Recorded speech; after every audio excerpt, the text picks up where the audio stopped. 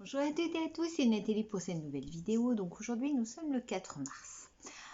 Je voulais vous faire une vidéo avant, mais je pense qu'il arrive des moments où on a ce qu'on appelle un mauvais karma.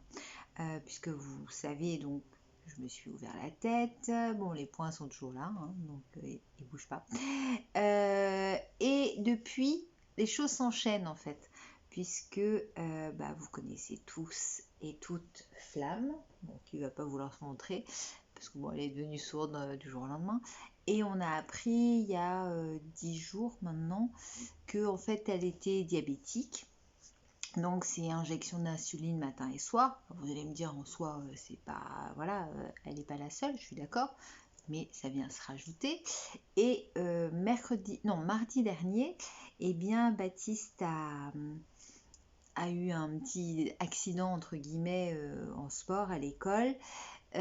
Donc au début, donc j'ai été appelée, donc urgence, donc aller aux urgences en fauteuil. Enfin bon, ça a été épique, ça a été vraiment.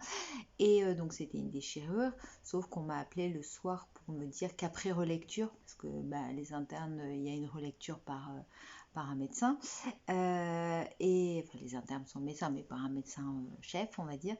Et en fait, il y a une fracture de l'os iliaque, je ne me rappelle plus le terme, enfin bref, au niveau de la hanche, donc vu où c'est situé, ça ne peut pas être plâtré, enfin bref, donc voilà, donc 6 semaines de dispense de sport, voilà, enfin bref.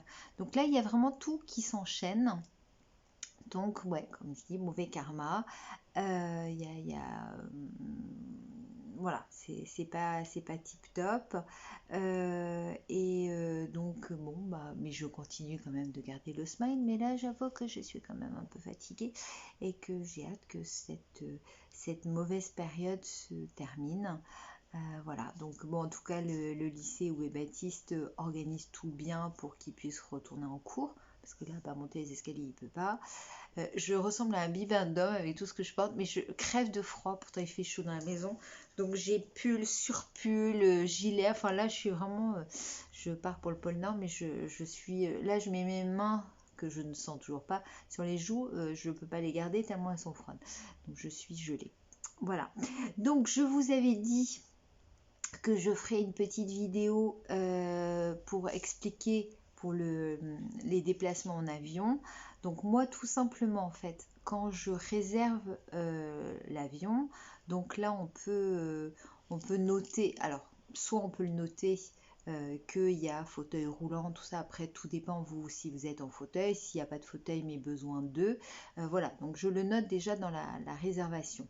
Maintenant, après, en fonction de la compagnie aérienne avec laquelle je voyage, donc moi souvent ça a été Transavia désormais, mais ça peut être d'autres, donc je les contacte pour voir comment ça se passe en termes d'assistance. Donc je fais déjà au préalable une demande d'assistance, et là on vous demande si vous êtes capable de monter les marches. Donc jusqu'à il n'y a pas longtemps j'en ai été capable, maintenant je ne suis plus capable de monter les marches. Si vous êtes capable de circuler dans l'avion en lui-même. Enfin, on vous demande exactement ce dont vous avez besoin. Après, en fonction de tous les aéroports, alors c'est vrai que maintenant j'en ai fait quand même pas mal, que ce soit en France ou à l'étranger, en règle générale, et plus le temps passe, plus ils sont vraiment, ils sont quand même assez bien équipés, on va dire. Voilà, donc l'assistance est toujours très bonne. Je dis, l'assistance la moins bonne que j'ai eue, c'est l'aéroport de Toulouse. Donc en plus, c'était en France. Mais sinon, non, franchement, les assistants sont très bien. Et puis, ils ont donc, comme moi, je peux plus monter. Donc, ils ont un véhicule qui me transporte jusqu'à l'ascenseur. Après, ça monte. Et puis, on vous demande si donc vous pouvez marcher ou pas. Donc, l'année dernière, je ne pouvais même pas marcher. Donc, ils sont des tout petits fauteuils qui peuvent circuler le long de l'allée, en fait, dans l'avion. Donc voilà, donc surtout bien penser à demander auparavant une assistance, mais au cas où vous auriez oublié de le faire, de toute façon, le jour où vous allez au comptoir pour faire la carte d'embarquement, vous dites que vous avez besoin d'une assistance de toute façon, donc ça sera mis en place. Donc ne vous inquiétez pas, on peut largement circuler, même si on est, que ce soit en fauteuil ou même si vous n'avez pas de fauteuil, mais que vous êtes, vous êtes handicapé, vous ne pouvez pas monter les marches, tout ça, il n'y a aucun souci. Alors moi par contre, j'ai eu une mauvaise aventure il y a 2 ans, oui, non 2020, ouais, février 2020, juste avant le Covid, juste avant le confinement, le premier.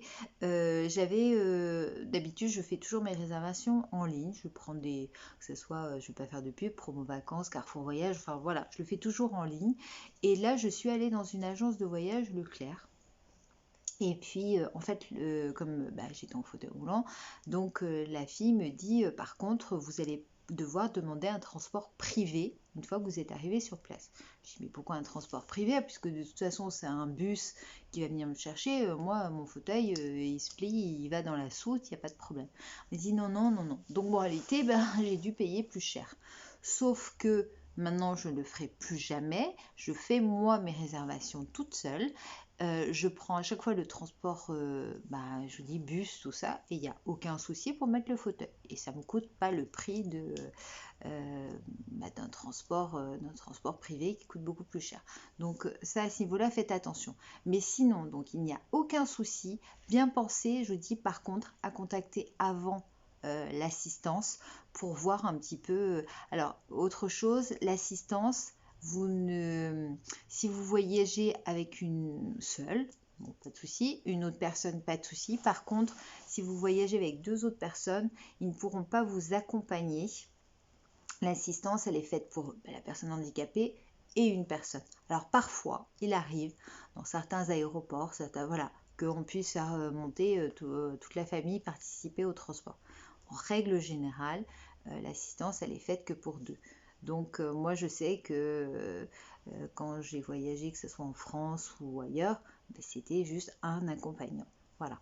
Mais sinon, sincèrement, il n'y a aucun souci, que ce soit en France, en Europe. Là, en tout cas, j'ai voyagé et au Maroc et en Tunisie, il n'y a eu aucun problème.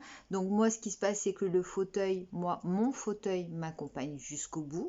Et puis après, une fois que je suis installée, ils le mettent en soute et il m'attend à l'arrivée, il n'y a pas de problème, quoi. C'est vraiment plus, bon, j'ai un fauteuil roulant jaune, donc je veux dire, on le voit, il n'y a pas de souci, on ne peut pas le confondre avec un fauteuil d'aéroport.